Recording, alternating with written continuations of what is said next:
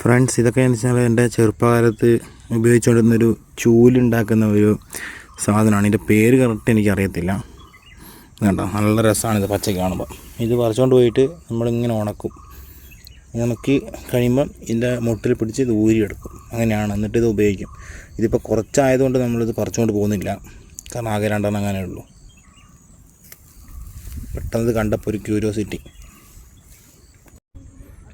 നല്ല light colour കണ്ടോ, അടിപൊളി സാധനമല്ല. ഇതിൻ്റെ അറ്റത്ത് ആ വൈറ്റ് പൂവും കൂടി ഉണ്ടാകുമ്പോൾ നല്ലൊരു രസം. ഇതിപ്പം ചെറുതായിട്ട് വയലിലേക്ക് ഇറങ്ങിയപ്പോൾ നോക്കുമ്പോൾ സൈഡിൽ ഇങ്ങനെ നിൽക്കുന്ന ഒരു ചെളിയൊക്കെ ഉള്ള ആ ഒരു ഭാഗത്തൊക്കെ ഉണ്ടാകുന്ന സാധാരണ നല്ല രസമുണ്ട് കാണാൻ. അപ്പോൾ ഇത് നിങ്ങളെയും കൂടി കാണിക്കാമെന്ന് വിചാരിച്ച്. കാരണം എൻ്റെ ചെറുപ്പകാലത്തിൽ ഇതൊക്കെ ചൂലായിട്ട് ഉപയോഗിച്ചുകൊണ്ടിരുന്ന സാധനമാണ്. ഇത് പറിച്ചുകൊണ്ട് പോയിട്ട് ഇത് ഉണക്കി അതിൻ്റെ ആ വെള്ള മുട്ട് ഇന്ന് ഊരിയും എടുക്കും. എന്നിട്ട് അത് ഒരുമിച്ച് കെട്ടിയിട്ട് ചൂലാക്കി ഉപയോഗിക്കും. ഇപ്പം നമ്മളുള്ളതെന്ന് പറഞ്ഞിട്ടുണ്ടെങ്കിൽ നല്ല വയലുള്ള ആൾക്കാണ്. ഉണ്ടോ, ഇതുപോലെ നമ്മൾ ആ തണ്ടി പിടിച്ച് വലിച്ചു കഴിഞ്ഞാൽ ഇത് ഊരിങ്ങി വരും.